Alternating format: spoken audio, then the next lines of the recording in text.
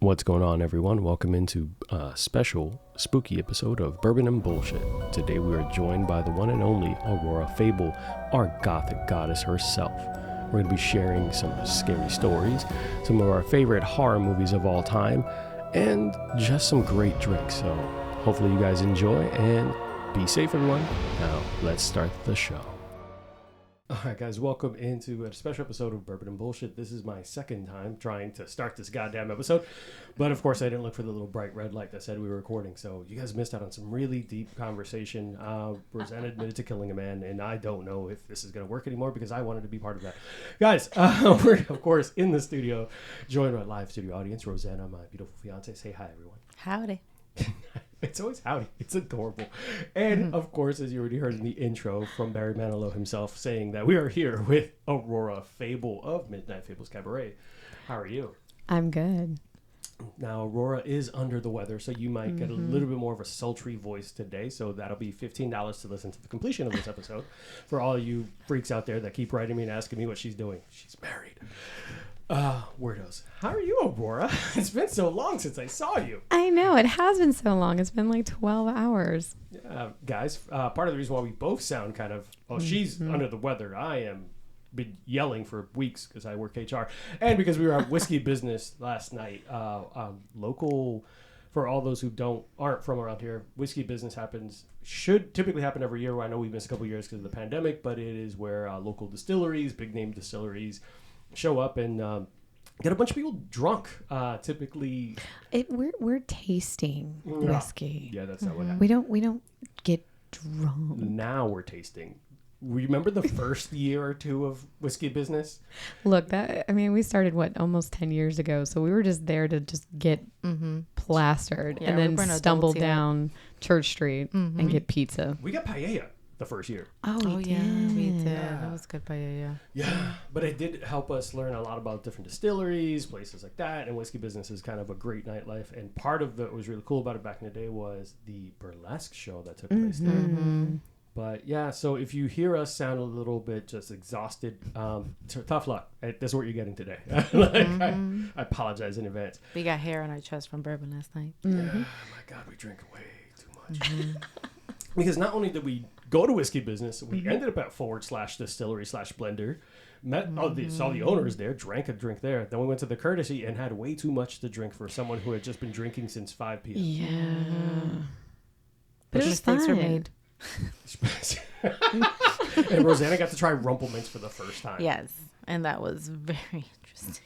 It was delicious. That peppermint, it was delicious. The peppermint and then like it's just being smooth. I was taken off guard, but Norby had a different reaction. Norby hated it. He was like, why am I drinking this when I drank it when I was 14 and it's still disgusting to him. Which I thought it was also weird. I'm like, it tells a lot about you that you just told us that you drank this at 14, Norby. We have to have a conversation. Talk about you. Well, because think about it. It's like Rumple Mints is either in the back of the liquor closet of your family's just cabinet of treats. And so you're, 13, 14 years old and you're like, I'm going to get wasted and I'm going to try something that they never will know I'm taking from. You take the Rumple Mints. Yeah. That's it. And you drink it and you're like, or the gold Schlager in the back. Yeah. There you go. Nice little gold flakes at the bottom. Oh my God. You feel like royalty. I'm like, I'm ingesting gold. Yeah. It was designed to make it sound fancier than it really was. And yeah. Like, ooh, how many of these bottles can it buy me a house? No, that's not how it works, guys. But yeah, why are both those flavors just gum? Experiment gum and Big Red. This is bullshit. Oh no. Aurora, since it's been a while since we've had you on the show, and last time you were on the show, what's been going on? I know we were promoting Masquerade of the Red Death. Yes, so we did Masquerade of the Red Death in 2024 Fringe Festival. We had amazing 7 shows. We just got such great response back from the audience. And honestly, it was... I can't talk can't talk enough about it because it's just such a love to me. We actually did win a Critics' Choice, which is this is one of like the hardest things to win is because we go through this entire 2 week of Fringe and you have these audience members that are critiquing, the shows, and with the one that we won, it's called specialty.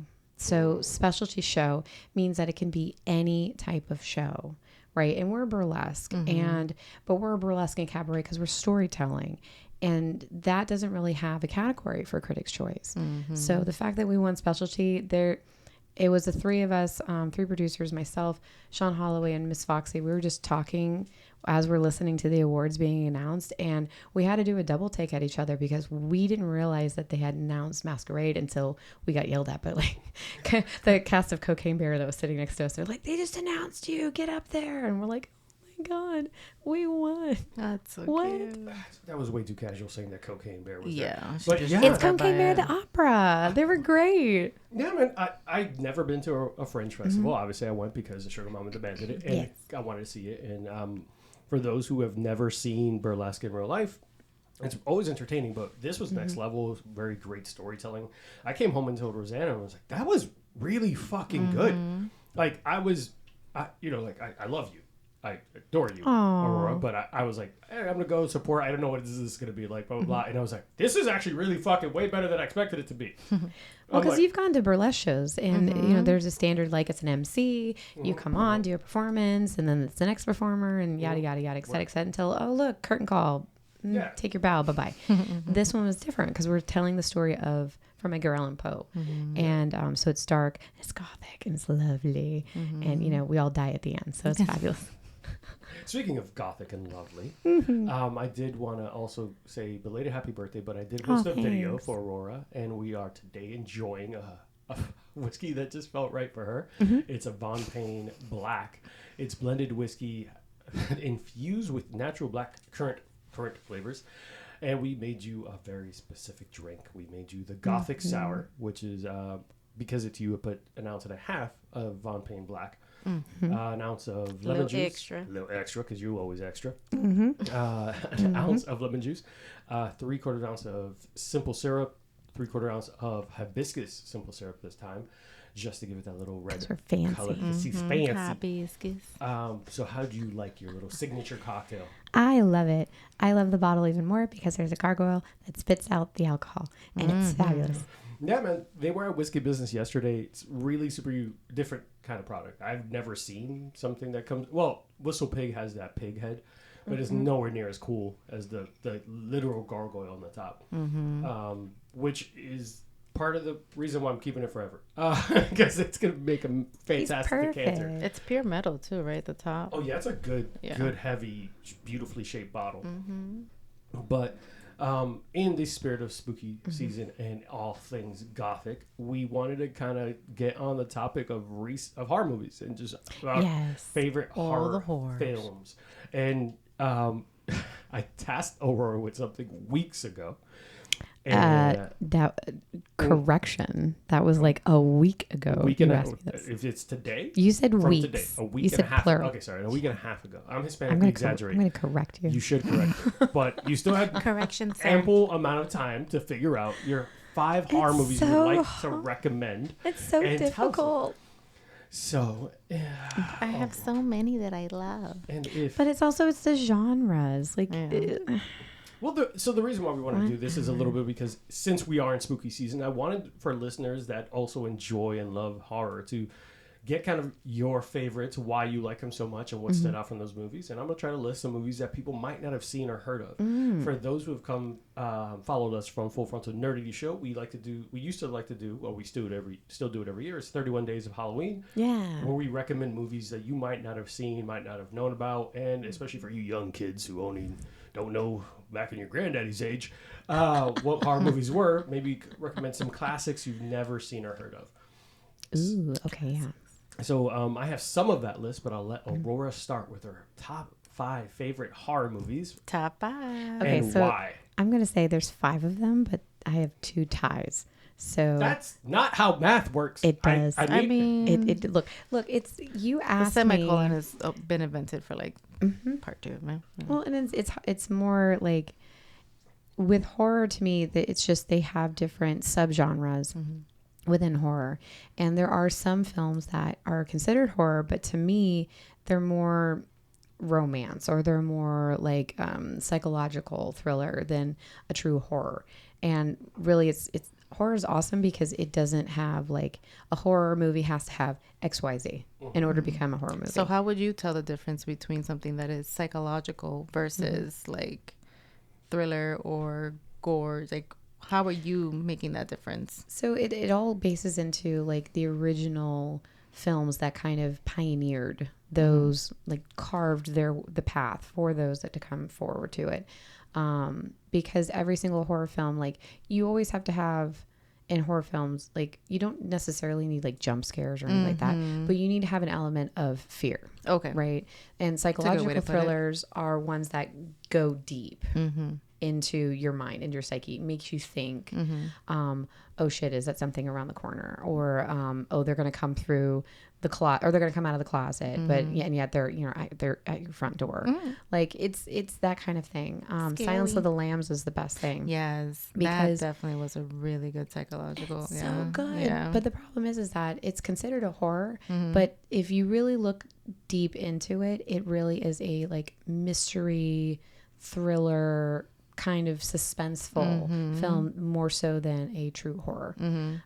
Does it have like the you know gory element to it? Gore? Yes. Does it have the jump scares? Does it have the creepy guy that looks like he's gonna eat your face? With a mask, and he's just looking at you with his eyes are just literally killing you, and you're like, wait a minute. But like that film, like that pioneered everything. Clarissa. It's like the only horror film that's actually won almost every single category in the Oscars. And that alone is like amazing, but that's not on my top 5. Definitely put Jodie Foster in the Spent a middle. lot of time there. Shut up. On a not top 5 movie. Okay, so But I'll Hannibal, go you're talking about Hannibal, though, right? Hannibal Lecter. Yeah. I've So read Silence the of the books. Lambs. I love Silence of the Lambs. Yeah. Red I think they Dragon, all started those. something. I mean, Jodie Foster in that. Yeah, one. Jodie Foster. So good. That hair though. Ugh. I know. Choices were made. Well, and that's the thing. It's like with Not great me, choices. all of my favorites, like sadly, are all from the 90s. You know what? The That 90s changed made it. fantastic movies. Well, because you think about it, horror films really started in like the early, like, or late 1910, early 1920s is when they started, like Nosferatu, 1922. Oh, Right. That was like the pinnacle of like, we're starting out hard. And then from there, every single decade really came in its own. But then it was the 1970s that changed everything. With Texas Chainsaw Massacre. No one really understands, like they think of Halloween, which that's my first film. Halloween came out after Texas Chainsaw Massacre. And the one thing though is that Texas Chainsaw started the snowball, let's say, when it comes to the slasher films with the iconic mask wearing, I'm gonna come and kill you, where you literally see dismember someone's you. insides just split in half, and you're like, this is something that we can see in the big screen. Like, what? And which I agree, because I think one of the things that you started getting those horror icons that were distinguishable. Yeah. Like you see a hockey mask, now you can't think of anything Nothing but else Jason. but that. You see the William Shatner, you know exactly who Michael and that's- Myers mask is. You know what the Freddy Krueger sweater is. Even that one movie that I feel like I just know the character's name, Norman, and then it's like Norman Bates Psycho. yes, that too. That came off a big, behind Hannibal Lecter, like from no. that The original Psycho was original Psycho. That's the one I'm thinking about. The lady in the shower curtain. Yeah. Well, the lady in the shower, are you talking about The Shining? Nope. No, not The Shining, because that has Nicholas. No, Psycho. She's talking Psycho. about Psycho. Psycho, Remember, yeah. Okay, no. How they you're shot saying, like the yeah. scene of like the water. Yeah, sorry, you say shower curtain, I keep thinking of The Shining. I'm like, ooh, okay, no. Yeah. So your first, The first movie is Halloween. are you starting from like the bottom Yeah, to the which top? Halloween? Like what direction are we going? So Halloween is number 3 for me. So I'm going. We're just jumping around to how I know. you feel. Well, it's the thing is, it's like I have it I'm this fine way with it. I'm fine because with it. it's because of the year, because it really like did the standard for it. So Halloween is just it's a true movie. I always know, like, I can put it on. The music alone will just give me that little like creepy curlies up my spine. Phenomenal character, does not say a single effing word, and that drives me absolutely bonkers. Why won't and you makes talk to me? I'm like, oh my god, just say something. You just want to be like, come on over here and I'm gonna kill you, you dumb bitch. Like, Yeah. I need something. That's a Freddy Okay. thing. but that's the thing, is like, I don't like Freddy Krueger. Really? I will say that I don't like Freddy Krueger. I watched the first film, or I watched all the films. The first film's awesome, hands down, but it's Mike Myers for me. I agree. And also too, like, Jamie Lee Curtis, she does no wrong. I'm just, scream queen. The original Halloween was released in 1978. Whoa.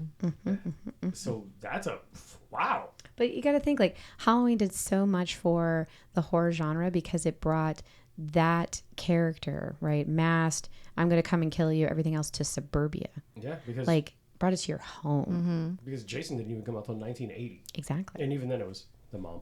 But but like you have this character, it's like he could be anywhere. And like he doesn't have a gun. He has like a knife, like a really large, I'm not a knife person, but like stabby. Okay. Like he's going to come after you. He's going to find a way, even though he creeps and crawls at like 0.5 miles per hour. And yet he still catches up to you. I love that one. So yeah, it's like number 3 for me, but it goes in the order of like where my head's at. Just a really random thing. Funny side note. People started doing the Michael Myers challenge. Which is a really weird thing where they have someone like a family member or a friend as a Michael Myers outfit in a back seat of a car. What? And someone in the front seat of a car. And the goal is for that person to get out of the car, run to their front door, and unlock the door and get inside. And how many times they can successfully get in. Oh my God. Don't tell my husband. And the guy just walks. Don't tell my husband. Yeah, because he has like a slow, steady pace where he just like starts. I've seen this challenge happen, and like 90% of the time, the people don't make it inside. No. Because they're fumbling with the keys, they're trying to run, they're trying. I was just like, your adrenaline's up. Oh, So your hands are 100%. shaking. Yeah. And then you're trying to figure out, you have like 10 keys on there, and one of them is a house key, but when your mind blanks. yeah. So because you're like, I'm trying to, even though you know it's like a fun thing, your adrenaline's still going. You're just like, I'm not going to get caught. They're not going to find me. And it smells like chink chink. Like, no. Yeah. But it brought to my head. I was like, wait a minute. So every time you see it in a horror movie where they can't, like, that's so ridiculous. Why are you tripping? Like, that's so dumb. Like, why can't you get inside? Yeah. I'm like, oh, okay. So maybe it's not that ridiculous. Like, maybe it's not that dumb. No, but it's difficult because like you don't know what you always will be. It's always easy from the outside. It's always easy. But that's another reason why I love horror films, because you will just sit there and be like, you dumb bitch, you're not supposed to go that way. Like, why did you think, like, come on now? And this actually is a good segue into, like, this one's number 1 for me, but I'm going to say this now because it's a segue in. Shut up. Don't look at me like that. Okay. It's going to go in my order. Is Scream. Oh. Because really? Scream, clap, that film, I will put it on the background. I put it on in the background when I'm doing costumes.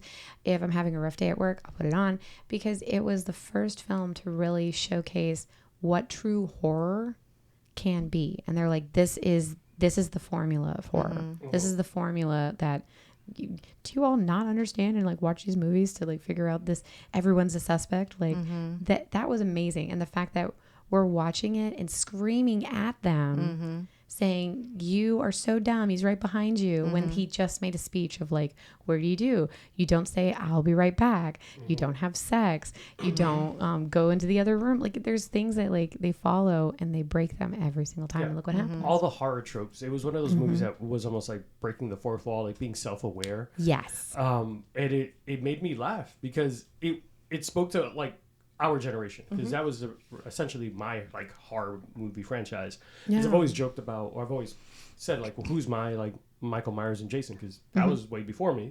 You would say it's the ghost face mask that saw, but when that came out, we were that generation, just like the people depicted in that film, pointing at movies like, you guys are dumb. Why are you splitting up? Why are you guys fucking? Why are you by yourself? Why is it like, hey, we can cover more ground together? It's one dude. We could jump him. Like, why are we doing that? And Matthew Lillard, was fantastic in that movie. But it was the twist at the end. Like, that was the beautiful thing about Scream, is that you're thinking that it's just like some old schmo, because of course we're basing it off of like Halloween, and which is kind of funny because they have Halloween playing, and it's great because that film, Scream, they're playing Halloween in the background, which is an iconic soundtrack as everything is unfolding in the final few scenes. And I'm like, this is hilarious because they're making fun of that movie while acting out in that movie. Movie out.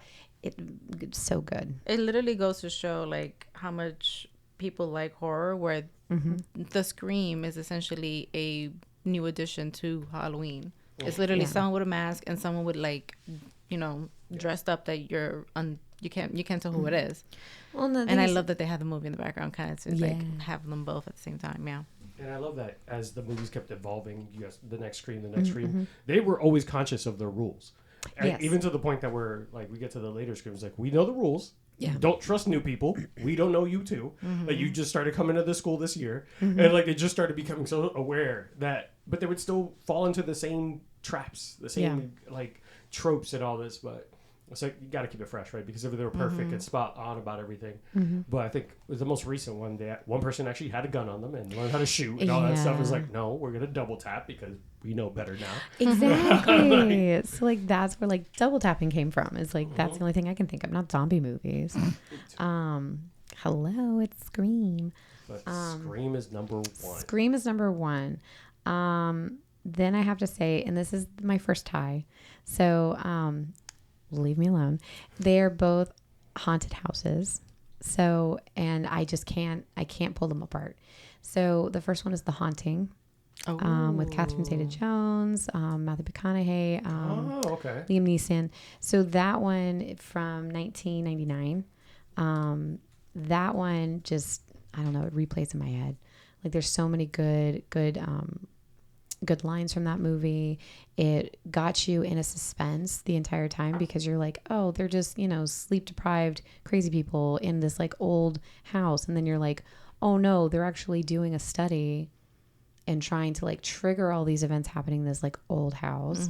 But oh no, we're triggering things, but there actually is a haunting happening in the house and they're all dying. So yay. And then of course there's a twist at the end, which is kind of like, oh, it feels so happy and sappy at the same time and it's stupid. And more people than one person are alive, whatever. But it's just such a good horror film. Did you know it was a remake? I did not know it was a remake. So it came from a book. But also too, like what they did with the TV show, The Haunting. But it's like The Haunting at some, not Bly House. The Haunting of I just like blanked, so I don't remember. Not Haunting of Bly Manor. Haunting of The one before that. Haunting of Hill House. Hill House, yeah. Okay. So it's that. So it's that storyline, but with the full family instead of them doing the sleep study patients. Oh, okay. So same concept, everything else. Because the original movie came out in 1963 and got like a 7.4 out of 10, highest grade, pretty high grade. But 1999, we got a 5 out of 10. I know, but here's the thing: is like I loved and appreciated it. The music was so beautiful. Fuck the critics at all times. Fuck the critics at all times. Well, enjoy what you enjoy. But no, I agree with them. The original, badass. But I'll pick the 1999 version. Yeah. I'm sorry. So what's your tie? It's so good. So my tie is The Conjuring. Oh. With The Haunting. I know. The problem with it is because The Conjuring. No, I like The Conjuring better. Well, then that's the thing. Is like because it's the nostalgia for me for The Haunting, and The Conjuring is just so gosh darn good. Well, The Haunting came first, and then Conjuring came after. So that's probably why you have that very close relation with it. That is so good. Like. The Conjuring's really good. Oh my God. The thing I liked about The Conjuring also was like it did some unique things for scare, and it was like PG-13, wasn't it? And it still found a way to be very, very scary. Was it the hide and go clap? My God! It's the music box for me. Yeah. The moment that the music box starts playing, especially at the end of the film when it just all of a sudden starts playing. Oh no, it was rated R. I apologize. The Warner's. Well, yeah. I mean, there's a few parts that I'm like, ooh, that's a little gory. That scared the living crap out of me. I did not like that music box at all. That went off by itself, and I was like, "Burn it!" I feel like set it on fire. Well, like that had the generic like jump scares. Like, the music box was definitely one of them. But I loved the acting in that one. I loved the portrayal with the family. You really had like this feeling of like, oh gosh, I'm so sorry kind of vibe. So you became invested in the film. And again, another reason why I put them 2 and 2 is because the mother in The Conjuring is the main head actress in The Haunting. And I love her as a horror because she just gets in. I don't know. It's just her mom vibes. She just gets in under my skin. And I'm like, I adore you. I want you to survive this, but also too, you're creepy. It's always funny that there are some. I've seen Lily Taylor. Is that the? There are some actresses and actors in a movie. When I see them, I just make assumptions. I'm like, you're gonna die in this. Or Yeah, I know. Or you're gonna be the bad. I know for a fact you're the bad guy. Or you're creepy as shit. They always put you in these kind of movies. There's just some people when you see them, it's like, this isn't gonna turn out well for you. So, well, no, the moment, because like I didn't read anything about The Conjuring, and then when we went to go see it, and she walked on screen, I'm like, you're gonna die. Right? Something's gonna happen. You're gonna be possessed, or you're gonna die. And then all of a sudden, like the end, I'm like, ha ha ha, ha. I called it. It's some bullshit. All right. Now that we've gone through like 6 of your top 5. Shut up. And then the other, because we have Scream, The Haunting, that was my number 4. I think I heard number 1 like 3 times. So number 1 was Scream. Number 2 is actually, you're gonna kill me. It's Bram Stoker's Dracula. Why would I kill you? Which one? The Keanu Reeves version. I might kill you. That's the Dracula you picked? So here's the thing. It's like, not the I kept going back and forth about it. Look, not the one with Luke Evans? No, no. If I had to pick a Dracula, it would be the Bela Lugosi Dracula. Like, let's get that straight. I want to be clear. You had the ability to choose that one, but you still pick Keanu. So because no one told you not to. The thing is like Keanu. You said if I had to pick one, you had the choice. I did. But this is why it took me. You stood in front of us. I mean, honestly, if Keanu's in it, I would probably choose Keanu just because it's I'm Keanu. just being fair. Like, no one forced you to pick one. It's Keanu. It's a shitty movie, but I like him. But here's the thing: is what stole my heart is Gary Oldman. Now, granted, he is a creepy guy. Oh yeah. But during that time, like that was such an awakening for me because like that was scary. It was romantic. It had the scary gore pieces. Like, oh my gosh, the wedding or the funeral gown. Just everything in general was so great. A lot of good details. It was beautifully done, and I loved that film because it brought horror to a whole different group of people. Because you can take somebody that's like super like romantic, like, oh, it's a vampire. Oh my gosh, this is gonna be amazing. And then it's like, oh look, blood and gore, and they're gonna chop a person up. It's gonna be great. So I love it. I'm not mad at you. You could love what you love. I might have to see this. But my only gripe in your statement is, if I had to pick one, obviously I'd pick Bela. You could have picked that one. Like, no, I know, but here's the thing: is like the Bela Lugosi's Dracula. I love that film because it's a beautiful film. But as a horror film of its own, there we go. I would pick Bram Stoker's Dracula. I'd much rather hear. I want to hear the reasoning behind why you said if I had to pick one, but didn't pick it. Whatever. I adore you. I want to make it make sense. Okay, fine. You make it make sense. This math don't math. Yeah. Just math don't math. No. So that was number 2. So one thing I will say about Keanu, like he's been in a couple other horror movies where I'm not always the most comfortable with seeing him as in a horror movie. Like they made him a serial killer in one that he said he absolutely hated this movie. Yeah, he was. I forgot about what was that one? I'll find it out. But okay, please do, because I'm like I'm going through all of his movies. And like a lot of them was action or comedy. Like that one, he's in it for maybe like 10 minutes, and he's like seduced in like half that time. It's a movie anyways. called The Watcher. It's Keanu Reeves and James Spader star in a haunting thriller about a serial killer troubled FBI agent Joel Campbell. Spader goes up against a sadistic murderer, Reeves, who sends him photos of his next victims, giving him 24 hours to save them. Okay. So he takes a picture, sends it to him, like, you got a day to find her, because I'm a killer. And it's obviously well before the time of like the internet where you can put something up on Facebook and you can find that person right away. So it's in year 2000. It got rated pretty bad, but Keanu came out and said he fucking hated making that movie, but it was part of the contract with that studio. Yeah, I mean, I can see like you're being forced to do something, and it is going outside of his normal wheelhouse. But that must have done like something mentally crazy with him as well. Yeah, that's what he basically is. Like, I didn't feel comfortable being someone who was this evil and sadistic. Like, he just didn't like it. He didn't like that feeling, and he had to be that person. Yeah. So and you're getting paid to do the role. Yeah.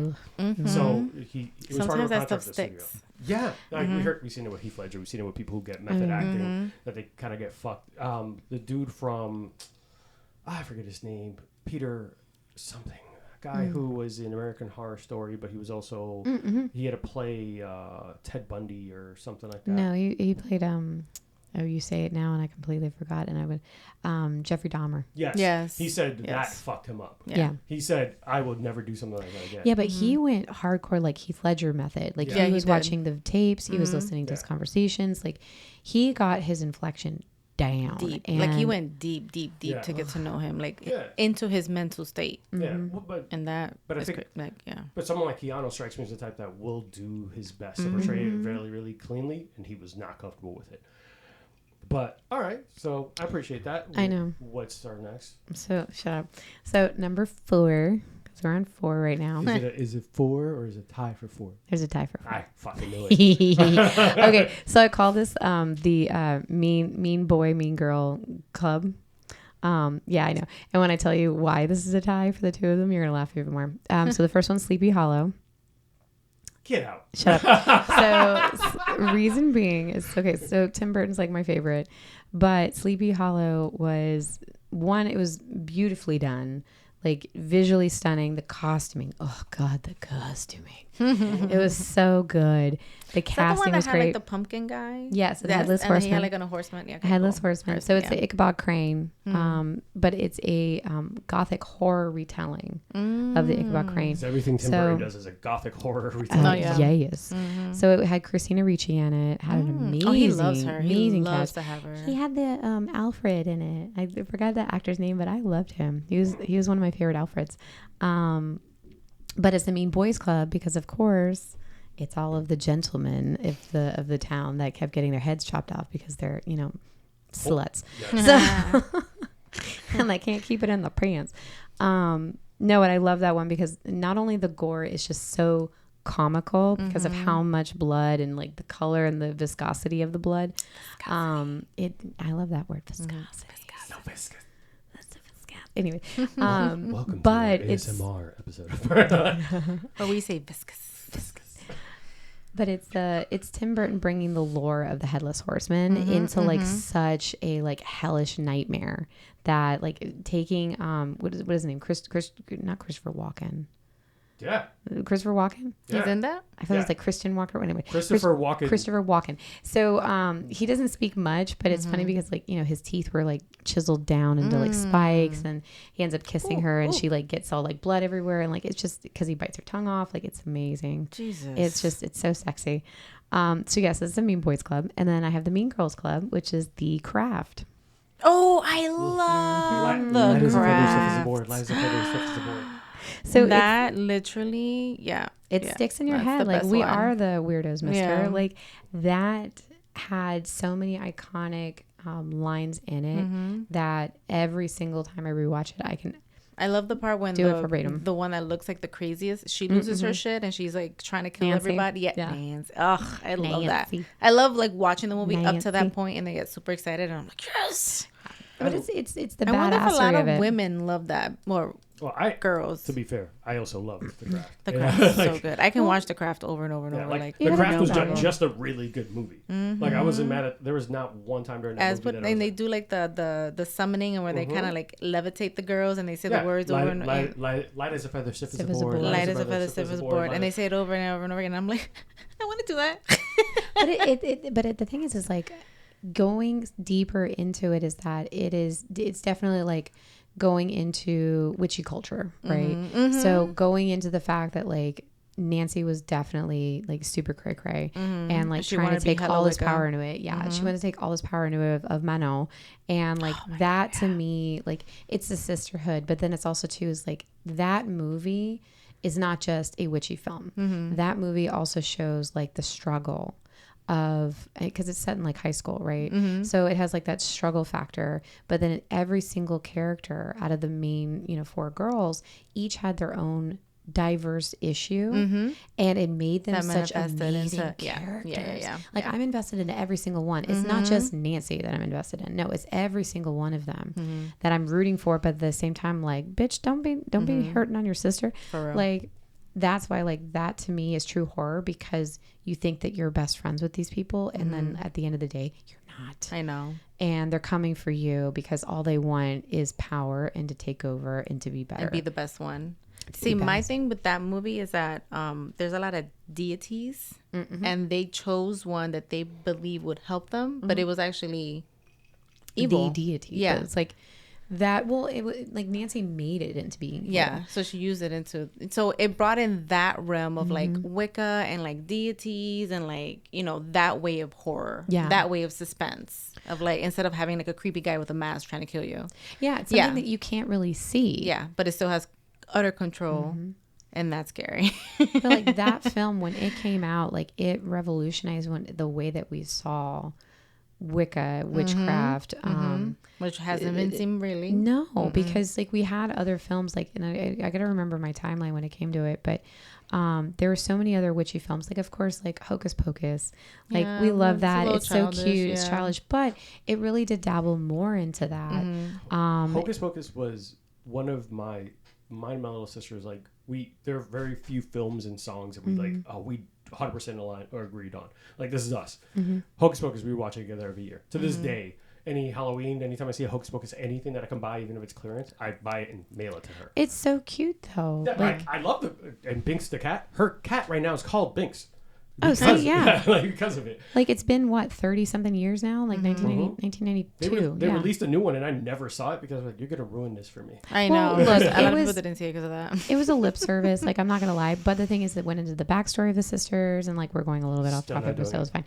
But, like, it was really cute. Yeah, that's great. Like, not ruining my childhood memories for this movie. Oh, whatever. But, those are two amazing choices, by the way, back to back. Well, and that's the thing. Like, it's the mean girl, mean boy club. Like, yeah. But it's okay. That was it because I was looking at the date. So before that was Practical Magic. Oh, yeah. So again, that's right. Kind of not a horror, right? Is this still the semicolon on like number 4? So we have. Oh no. Okay. It's more of like I'm going off of like the craft changed everything when it came to like witchy films. So that's why like I picked that over anything else when it came to like horror with witches in it. Even though The Witch, VVITCH, hands down is like Black Phillip. Oh my god, that one. We've never seen that movie because I didn't think you would like it.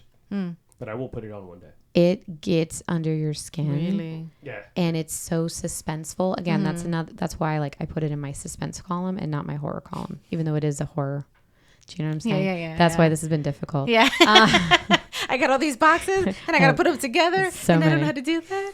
Well, because I have a list of like horror films and like all the subgenres and everything else. And it's like a cast list of like 280 films that are my favorites that I will like have on rotation. Narrow down to 5. I narrowed it down to 7. Okay.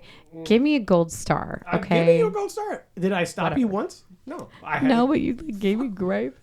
When have I not given you I'm gripe? I'm sick. And Practical Magic is actually pretty dope. Yeah, it is. Guys, we're going to take a quick break. And when we get back, I'll get into my top 5 or 8. I don't know what fucking... We don't make the rules. We just make up the rules as we go. I make the rules. We'll be right back, y'all. As the sun sets and darkness creeps in, the waters grow restless.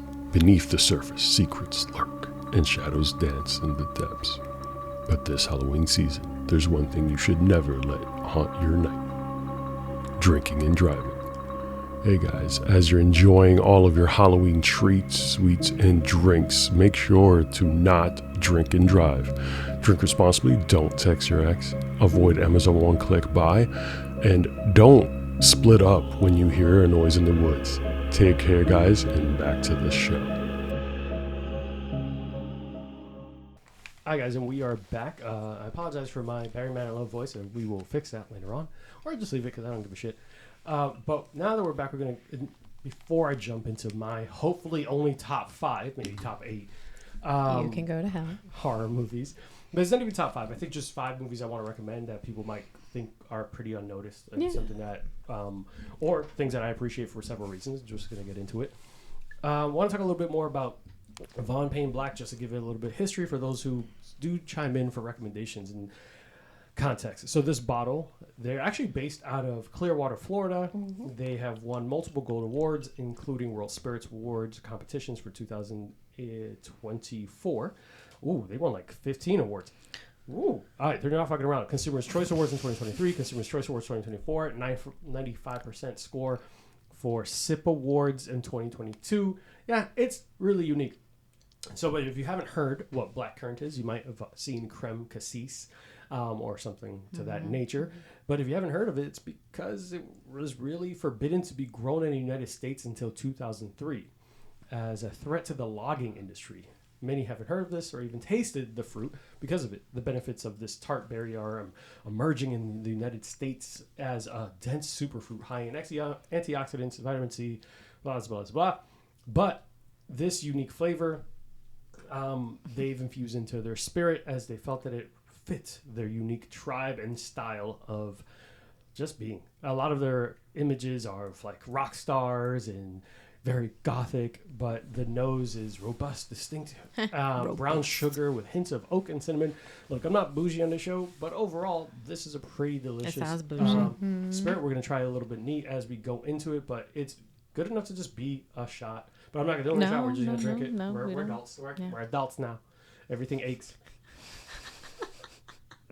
Is this osteoporosis? Oh, God. My sciatica. Oh, no. It's the arthritis. That's a 90 proof, 45 ABV. Heavy glass. But what do you think, Aurora? So, trying that last night and then again in a proper glass, like having the snifter, opening it up and everything else, like you really can taste like every single note that they've like put into this. And I love it. It's sippable. Just throw in like a little ice cube if you want to make it a little chilly. Mixed cocktails, fabulous. There's not that many whiskeys that I'll have like on the rocks because sometimes they're a little too intense. This one is perfect. Yeah, most of my beef with flavored spirits is that they're overly sweetened, super dense, super sugary, and it's like I can't enjoy my spirit with this shit. Like they make up for poor quality by covering in sugar. I'll call out Jim Beam and them like that. They're not gonna have fun on my show, but Jim Beam honey and shit, like it's super sweet. Jack Daniel's honey is super fucking sweet. It's super sweet. You know what you're doing. You want people to not taste the spirit at all. This blends well. Tastes just the sweet enough that it highlights the fruit and not necessarily masks the spirit. Great, so, yeah. 100%. I like the stuff. Hopefully we reach out to them. They said to reach out and they might get on the show. Yay. But some of the movies that I'm going to be highlighting are ones that you might not expect because I've spoken a lot about my love of horror. We're surrounded by some of my favorite horror movies. The horrors. 13 Ghosts is one of my favorite movies of all time. Like all Halloween, cute. all that. Yeah. But some of the movies, we're going to start with something a little bit newer, but I don't think got as much credit as it should have. Okay. It's a movie that came out in 2022, and it's called Talk to Me. So a group of friends discover how to conjure spirits. That's just scary. How to conjure spirits using a hand that one of their friends found and got from somebody because they know somebody. And what it does is for a certain amount of seconds, they follow this whole rule. It's like I think the teens are in New Zealand. They, in almost every horror movie, one of the tropes is that the family is damaged in some shape or form.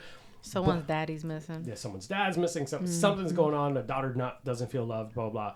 But the movie generational trauma. Generational trauma, Basic. which is, but it's an embalmed hand of a medium. And that's what they use. And it's gone from friend to friend to friend. And it becomes a social media game where people like get tied to a chair because during this time you will fucking freak out because you're being haunted by a ghost and you never know who that's going to be. So the movie was so dope because they did so much with so little, and there was a bunch of actors and actresses I've never seen in my life in a setting that young actors were fantastic. Yeah, they were great because we see them, they're being haunted, but those people are acting haunted and they're doing a bang up job, a freaky scary job of this. And even the twists at the end, you're like, okay, I'm not happy with a lot of endings of movies. I was extremely happy with this. I'm not trying to ruin it for anyone, but most movies you could see the ending coming a mile away. You could see this is dumb. Like, this is stupid. I'm not going to fucking, I know exactly what the hell's going to happen.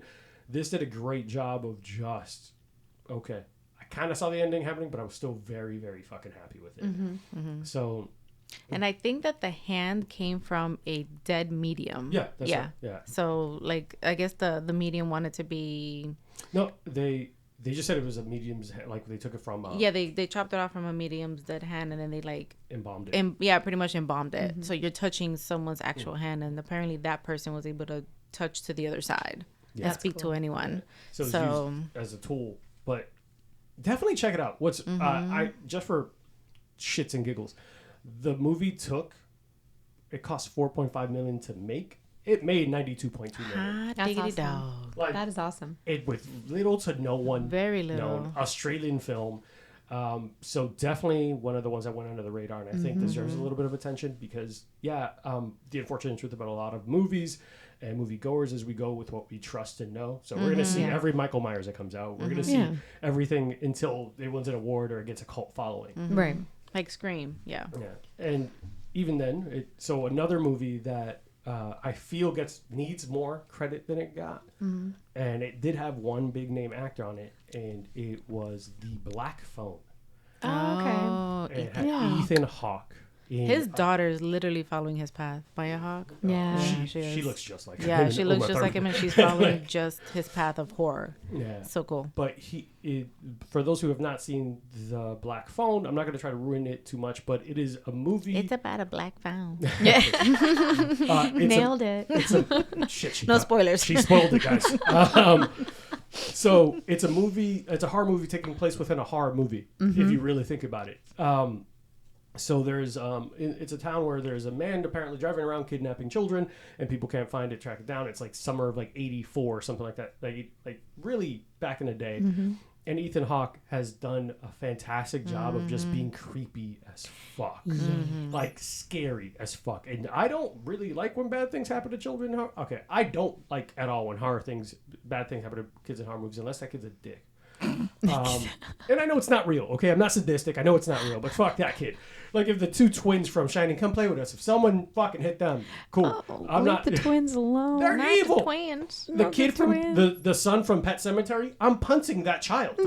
Like not fair. No, not doing it. That kid gets punt. I'm gonna punt that kid. But this movie, so Ethan Hawke plays the creepy dude who's driving around a city and abducting children. But the whole time you don't know, but it gets hinted at is that the child that he abducts is a medium. His family could see dead people and sees premonitions. His whole family's trying to beat it out of him and say it's not real. Fucking shut up. It's never happening. Him and his sister can channel the dead in some way or form. So it's an abduction, horror, sadistic, mental thriller. It's happening in a supernatural setting, and it's just so it's like layered. I'm like, I fucking love this movie. So well done. Ethan Hawke is underrated as a horror actor. Fucking, it deserves his flowers. But Rosanna and I saw it together, and the whole time I was like, this is brilliantly written. Like I loved all of it, and Ethan just doesn't get enough credit for being an actor in general. No, yeah. I mean, the way that he acted in that film, like, really got under your skin. And I keep saying that, but that really shows to a good horror is that you watch this film and you're like, I hate that guy. Or that guy gave me the creeps. But it was also too, like, and this doesn't, like, break anything, but, like, the mask that he was wearing. I was about to mention the mask. Yeah, the masks are super creepy. And that is just so cool. Yeah, it's in no way, shape, or form is like groundsbreaking, but I think it did something very unique, and it did it really well. And the mask becomes almost iconic. Absolutely. Because you could recognize that mask a mile away. That and the top hat. I'm like, that is a creepy mask. Ethan Hawke is creepy. Him sitting at the top of the stairs with the belt. Yep. And with the master staring at the door. Well, and it's the black balloons, and then like again, we talked about like Small Halloween, Krueger. Ghostface, like you have all of these people with like iconic faces, masks, Jason, and he's now become another one. Yeah. And if they bring it back or if they give a prequel to what he was doing, I mean, just make a psychological thriller where they're hunting him down, I would watch it too. Definitely one of the ones that I don't think gets as much credit. Now I'll go a little bit back in a day. Okay. Because I have to give it its praise. The Lost Boys. Oh, see, this is full circle because we talked about this at the last one. I know, that's why I brought it up again. No, and I purposefully did not put this on my top 5/7 because I knew you were going to bring this one up. I had to. The Lost Boys was one of my favorite movies from like in the vampire category and all that. It's like, and it really. Kiefer Sutherland was fantastic. But here's the thing: is like that film changed the game when it came to what we thought of vampires. Yes. And you were trying to be stereotypical, like garlic will hurt them in holy water and blah blah blah. But it's like all of a sudden they they explode Yeah. into like lubricant. Like it just what the fuck. That whole film campy as shit. Yeah, but it's one of those like you said. You play in the background. Mm-hmm. I don't have to start from the beginning of that movie to the end. I could watch it an hour in. I'm still gonna watch it. It has like the same soundtrack. It's like the same like 3 songs in the entire time. And I will listen to every single bit. That movie came out in 1987. Uh-huh. Hot dang. And I will watch it right now. If you guys said, "Hey, let's go put on The Lost Boys," we are pausing this episode. That's so funny. Well, you're right though, because like you can watch like the final like battle scene and it's still good. Like the twist at the end, the deal with the mom, which of course I love the mom because it always makes me think of the birdcage. She's so cute. And it's such a good film. Kiefer Sutherland. It's such a it's one of those that really got me like a lot. There are a couple movies I could say started me loving horror. Yeah. Lost Boys is one of my first.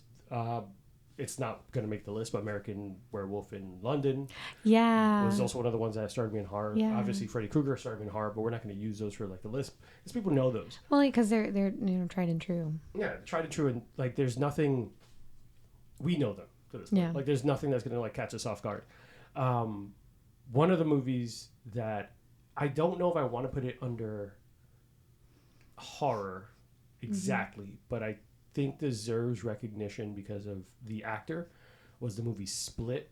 Oh, Because James McAvoy fucking killed I was debating. it. I actually wanted to see that tonight. He fucking killed it. Patricia did it. I was like, bitch. Yeah. But see, like that goes into like the subcategories. That's why I'm saying like I don't know if I want to bring it up, but I think that. But it is in an essence a horror because of what it is. But yeah, that was creepy. Very psychological. The movie is it messed creepy. me up. I thought I had a Patricia in me. I was like, dang. I know. But you got to think too is like there are people out there that have split personalities and like get triggered and like easily go into themselves, like their own personal selves, go into themselves. That's the way they cope. Is that they actually change out. Yeah, like you make all these personas. It's one of those. A lot of people are like, oh my god, the twist ending where it's connected to Mr. Glass or fucking Unbreakable actually ruined it for me. Oh, really? Because I enjoyed so much of it as a standalone. Okay. Because I liked it. So you didn't like the Glenn movie? The third movie I didn't like. It kind of ruined it for me because I was thinking of him as an individual, like horror villain, like this. And the beast is in a company. Which he did very, very, very well. He was the best person there. Yeah. Well, that's the thing. Like and he got a lot of muscles. Yeah. Oh. Yeah. Rosanna said, you're watching for the wrong reasons. But it's funny or because the right like reasons. he has all the he's very much built, but it's kind of funny that like as an actor he took on the role of not just one person, but with a person with multiple personality 23 personalities. 23 personalities, and he changed his body form for each of them. Yes. Yeah, how he carried like he was posture. literally that other that other character. That's well, what like, I'm saying. in he one deserves person. his flowers. Yeah. Absolutely. Because like, can you imagine? That's crazy. Like, that's like going like this, like snapping your fingers, and you're changing your personality, and that's what he did. His accent, and he was just completely everything, different. mannerisms. When he's like the like security guys, I keep everybody safe. Yeah. When he like does Patricia, he clutches his jacket like a pearls, and he's like, "Oh my he god!" even like, changes the way that he slouches his shoulders. Yes. Because he makes goes him more feminine. Yeah. Yes. And like that to me, I'm like, that is an actor. Yeah. That is a true blue That's why. actor. That's why that movie stood out as something that I think of it. If you didn't make it supernatural at the end, if you kept it psychological horror where this guy was like fucked up, he really thinks he has a split personality, and you give it a little bit of supernatural edge, I would outstanding. Let's fucking go. Yeah. But the moment you brought Unbreakable into that world and all that, and Glass and all you that. kind of took away from it because you remember that Unbreakable was a superhero movie. If what superheroes were real, it's like, come on. Well, the thing, like the hubby loved it because of that, because he really followed along when it came to it, and he wanted that final film to finally happen after years of it going on. So it was a good final finish. But I agree, it's the whole just on the base of it, getting rid of like the last 15 minutes of it. Yeah. I actually It's I a agree. kidnapping, stress induced, or not supernatural, but like suspenseful thriller. That's why I can't wait to see his new one right now. It's called Speak No Evil. Oh, yes. James McAvoy is running away with acting. Yeah, Like, he I don't give a is. shit what he does. And I'm he's gonna been watch in it. different types of films that he jumps genres, and he literally it's good in every single one so Yeah. far. Whatever James McAvoy has made has been money. Yeah. I don't give a damn what he's doing. I'm watching it. Yeah. Like I've enjoyed him But as he- Professor X. I've enjoyed him as everything else. Yeah. He can also go from like the villain to the supporting character to the main role. Like it's effortless. Oh, Give this man his flowers, bro. that's my point. Like that movie. I'll be like, here you go, homie. You deserve it. You did good. You Slap on did the back. good. You did good. So that Flowers from Anonymous. High So- five. So we Anonymous. have High five. Talk to Me, Black Phone, Lost Boys, Split. So I'm gonna try to stay at 5, Shut up. so I don't get yelled It's at. fine. Look. Dun, You were the dun, one making dun. fun Well, of me. because if I break my own rule, you could be like, well, you did it too. We're not doing that. We're not giving you ammunition. We break rules. Yeah, we break rules in this house. We do whatever the fuck we want. So it's tough because I'm trying to not talk about movies that I've already mentioned before. I don't want to give all the old school classics. There are movies that people love that I was like, that was trash. Like the movie Us. Sorry, John. I didn't like the movie Us. I mean, look, I'd rather pick Get Out over Us. Yeah. Oh, Like, yeah. The Lighthouse. Okay. Oh no, the light. No. Yeah. No. But I'm saying, okay. No, I could have. I could've would gone my like whole to life take without seeing the back movie. my Yeah. 2.5 Yeah. hours. So I'm like, okay, people love the Lighthouse. I'm like, okay, to whatever. Look, take the back- acting was great. Okay, the characterizations was fabulous, but there's like half that movie. Can I have my time back, please? Reclaiming my time. Like I don't. You stole my time. Good Alright. grief. I'm gonna say my 5th. It's tough, and then I'm gonna give honorable mentions of Okay. people should watch. So my 5th. Oh, this is tough because I have it and I don't want to use that one. All right, fine. The Collector.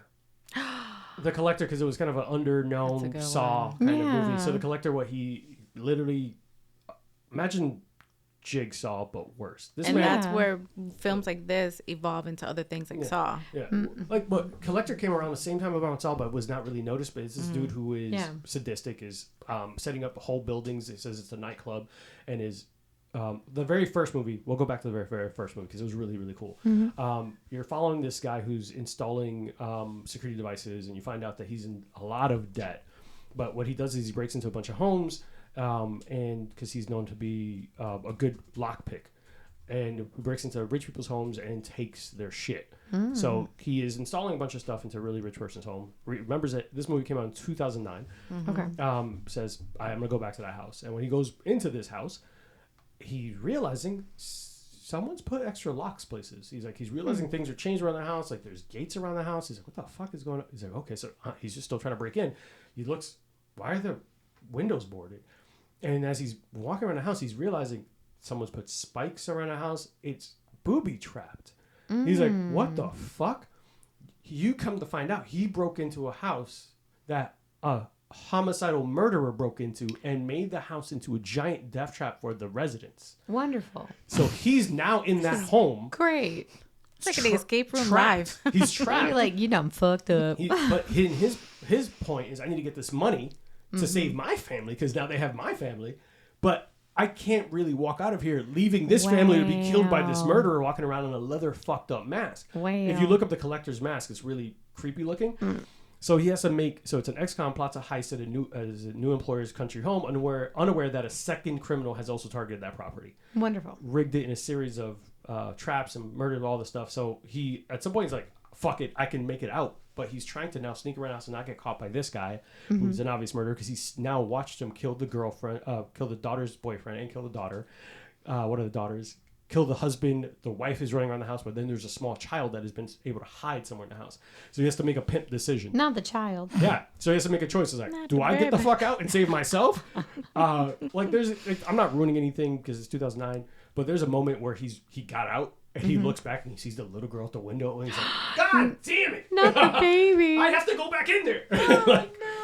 But it turned into like 3 movies where because he becomes the only person who's ever escaped the Collector. That's cute. Okay. So it deserves a lot of credit because it's one of those. It's not as iconic as Saw. Yeah. It's not as iconic as Jason and all those, but I loved it. Yeah, but you got to think too. Like making something iconic is that I always think back to Night of the Living Dead. That when it came out, like it was rated terribly. Like everybody didn't like it. They were like, this is like complete crap. And then like decades later, it is known as like the film for zombies. Like it was phenomenal. So maybe this will get its just desserts in a few more years. True. And I'm gonna do a tie thing for honorable mention because Nicolas Cage in horror movies should always be mentioned. Are you talking about? I think I know what you're talking about. Longlegs. We just saw it. Yeah. He is fucking creepy as shit. No. The movie is creepy as shit, but it's brand new. Lord. Yeah. He is so creepy. So I have fucking nightmares. But that's the thing. Like he's Just that of one him. I actor was that like, you no. never thought would be creepy, and then he's like, "Hold my popcorn." Like, Bro. Bruh. Terrible. Then He made me feel uncomfortable. That's how creepy. Like I've seen creepy. Like, ooh, okay, no. But he made me literally like uncomfortable in my own skin. I was like, take the skin off, give me a new one because I feel like it's disgusting. Well, even when he like talked to the little girl, he's like, "Oh, it's the almost birthday girl." I'm like, and then he touched her Yeah, hair. I was like, "All right, Drake, what the fuck are you doing?" I know. Slow down, Diddy. Yeah, man. Get the fuck away from that little girl.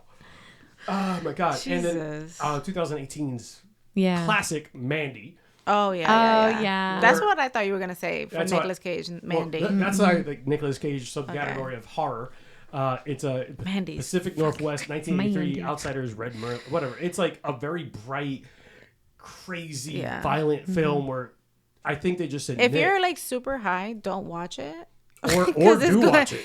Because there's a part where it's like very colorful and I was buzzed Bright. and I was feeling I was like, whoa, this is like a picture. It was insane. Like it takes you through a roller coaster of like psychological horror for sure. Yeah, it's a fucked up movie, and if you're like, I it's don't do fucked up. shrooms, but I imagine I would have fucking lost my mind. Man, I would've that would be a lost my mind. great movie. Yeah. Yeah, I could fucking do any kind of acid.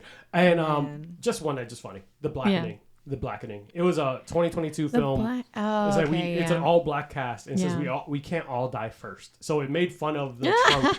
That it's like, wait a minute, hold the fuck up. It was just goofy. It's a fun movie. I enjoyed it, but it could have been scarier, but it wasn't supposed to be. Yeah. But it just really what I did enjoy about it is you see a lot of like these YouTube stars and a lot of these people that are up and coming actors pop up on this. I was like, oh, I'm happy for you. This Like, works. this Yeah. works. Yeah.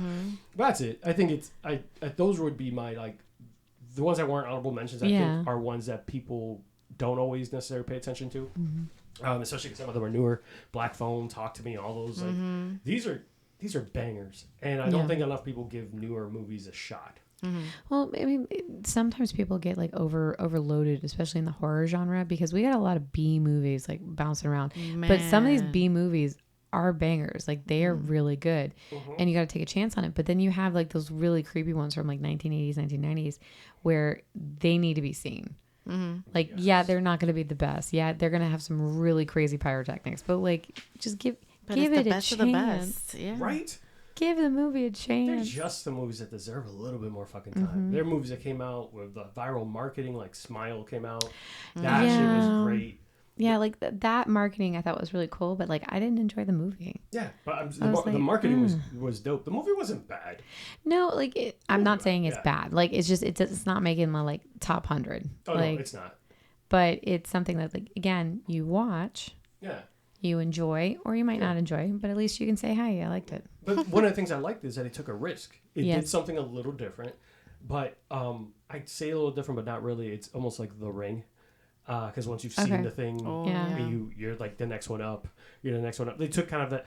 There's been a trend that I put The Ring, Smile, It Follows, all this where like you're almost like you're contracting the fucking. You're the next one up to die. Like you're the next one to die. Like it's this or the movie Truth or Dare, where like if you don't do the dare that comes up you die or whatever the fuck. Like there's this now trend. The elevator game, where if you're the next one in a chain of events, and it started with, in my mind, Final Destination. and those are B-rated absolutely. movies that come up. Yeah. Now, the Final Destination started a trope of like there's a chain of people who have to die in order, or they're somehow connected. And since that, every couple of years, And you can tell which drivers have seen Final Destination because they move the hell away from that log truck. Yeah. But like, no, not today, Holmes. A Not lot today. of these 21-year-olds don't know Final Destination. And they'd be like lurking right behind. I was like, I'm gonna just YouTube Final Destination homes. Look, millennials have anxiety for a reason. Yeah, exactly. So they gave us this anxiety. This is not it.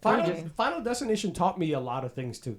Yeah. Because I did not know about like how glass would break between hot and cold and all that shit. I was like, is that real? They're like, yeah, you shouldn't do that. I was like, why did no one teach me Again, this? that movie was anxiety inducing because now you're just like, oh, everything could kill me. Oh my God. If you do this, you might die. I'm never leaving my house. Wait a minute, my house will kill me too. Yeah. Also, people are really sloppy at home. Like a lot of the problems that they got into is just them being negligent. Like, why are you putting your hand into fucking anywhere near the garbage disposal? Yeah. Why is your hair that long, Stacey? Why are you? Like, Yeah, my garbage I dropped something in the garbage disposal, so I need let me to go get fucking it out. elbow deep. I'm shutting the power off before we fucking go anywhere near that thing. Yeah. That ruined A lot of people don't realize it's like, oh, look, again, horror films, okay? Like, everything is sunshines and rainbows. I'm not going to get my hand shredded up. Ring. Absolutely not. I'm today. telling you right now, if all my friends have been dying in succession, I'm going to a rubber room and I'm not leaving. I'm just going to stay right there. The panic room. Don't touch anything. All the good bourbons. Where's she? Behind that door.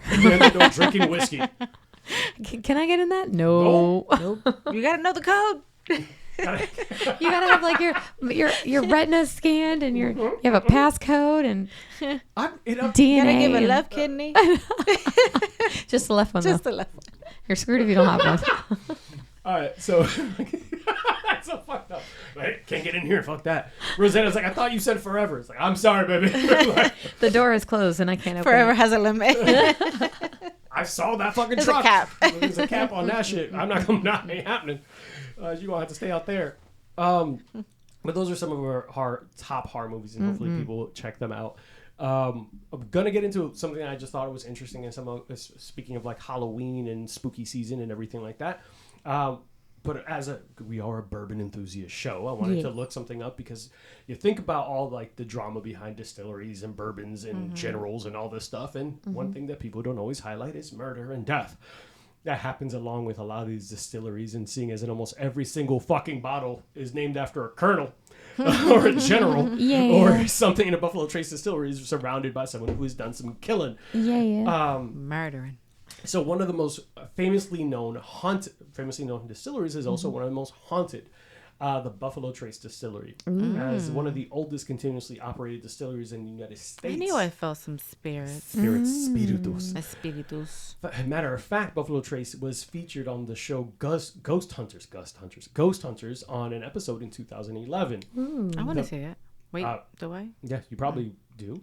The most reported ghost seen at the distillery is the ghost of Colonel Albert Blanton.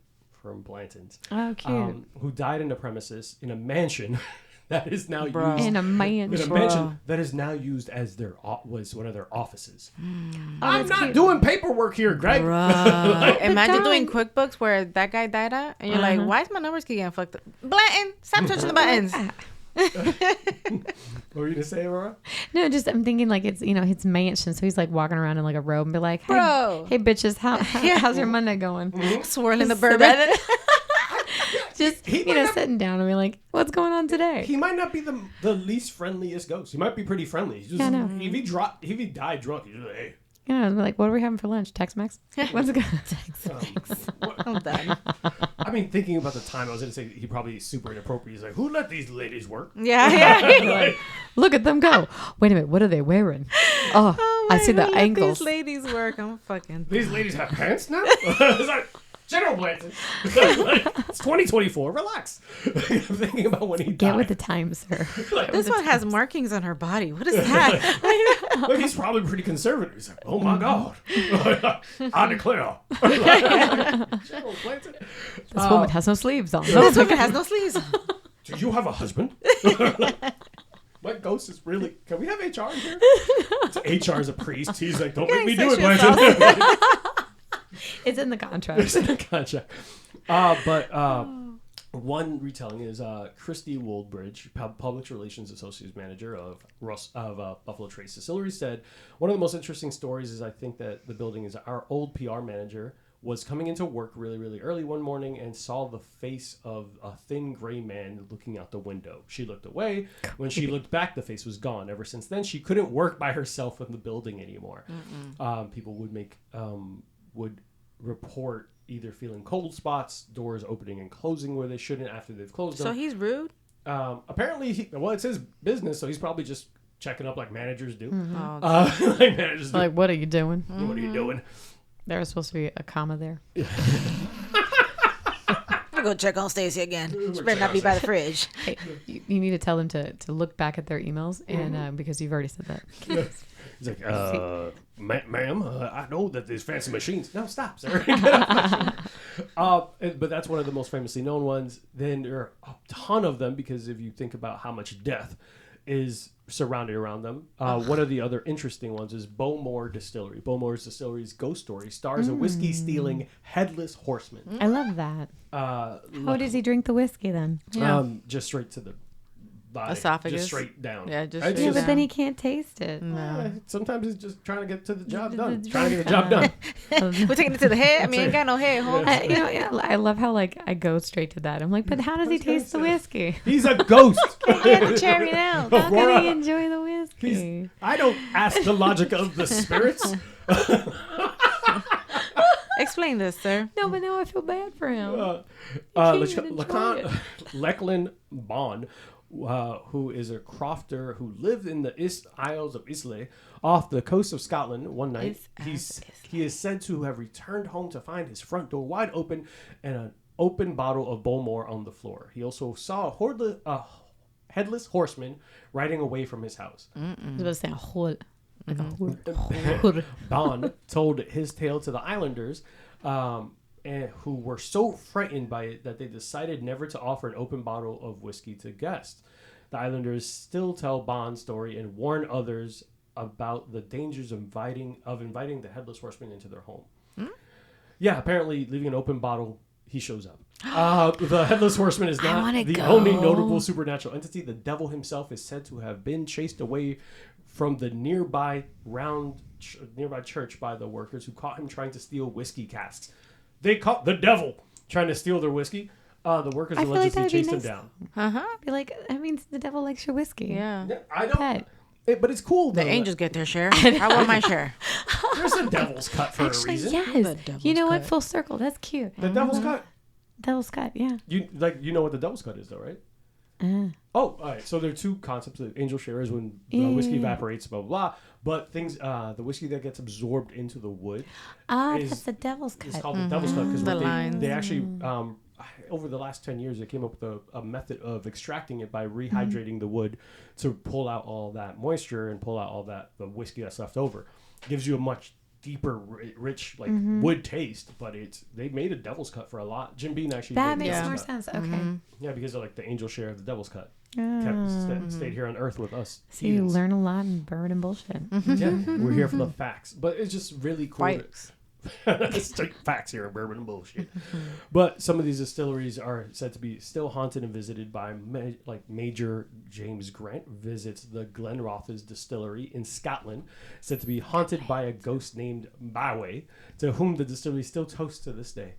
Interestingly enough, the story actually begins with the major and the founder of the neighboring distillery, Glen Grant.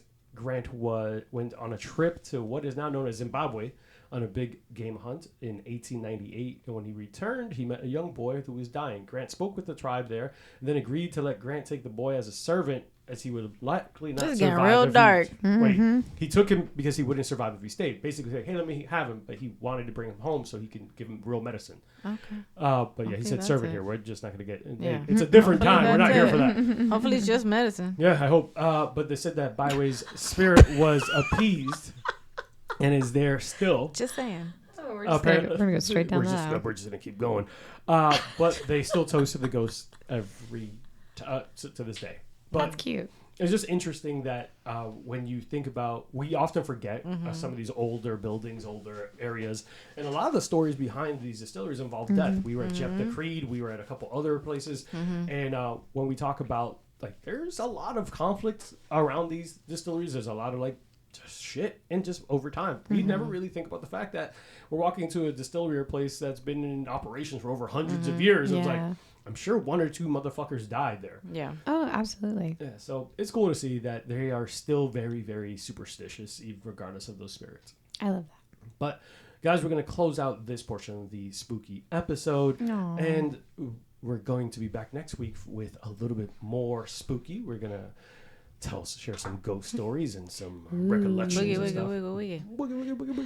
And get a little bit more drunk.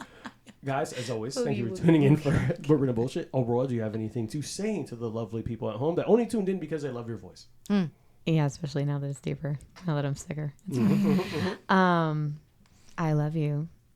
Stay spooky. Call me Gothic Goddess when you see me, and I'll give you the big old hug. Because that's just so sexy, and I love it. Oh, the Gothic Goddess. That's amazing. But yeah, stay spooky. All right. Where can people find you and everything about you? You can find me everywhere. Anyway, you can find me on Instagram at Aurora Fable. And, of course, my company's Big Bang Boom Collective and Midnight Fables Cabaret. Perfect. Rosanna, you want to say bye to the people? Adios, amigos. You want to tell them that to support your beautiful, wonderful husband's podcast and all that? Support my beautiful husband's podcast. Damn, that was so very unique. I did not know. Yeah, about that. I literally off the dome. Off the dome. I love this woman. Guys, if you enjoy everything we're doing, please keep liking, subscribing, following, and enjoying the show. Share with your friends. Leave a 5-star review. And if you have a negative opinion, leave a 5-star review with that opinion on there, because I will just ignore it if it's not a 5-star. You can yell at me if you want. Follow us on Instagram at bourbon_and_BS. And apparently I'm becoming a TikTok sensation nowadays, and I don't want to. Ooh, but TikTok. Bourbon and BS podcast as well. And as always, stay safe. Drink responsibly, and don't split the party, guys. Don't fucking go into the woods. Don't follow a weird fucking noise, and don't have sex during when someone's being killed randomly. I don't know why people do that. Okay. During horror movies, anything like, oh, there's been a killer and everyone's dying, and there's always a couple somewhere upstairs fucking. It's like, Because it's sexy. all right, we're gonna say bye now. Death is sexy. Okay, bye, guys. Hey, guys. Today's episode is brought to you by Burn, Termite, and Pest Control. I first met Joe Byrne on Full Frontal Nerdity Show and decided to give his company a try. They have been the best pest service I've ever had. From flexible scheduling, attention to detail, fair pricing, and everything you love about a small business, I highly recommend Joe Byrne and Burn Termite and Pest Control. It's a family-owned and operated business with over 30 years of experience in termite and pest. You can reach Burn Termite and Pest Control at 321-297-7985. Once again, 321-297-7985. And let them know Bourbon and Bullshit sent you.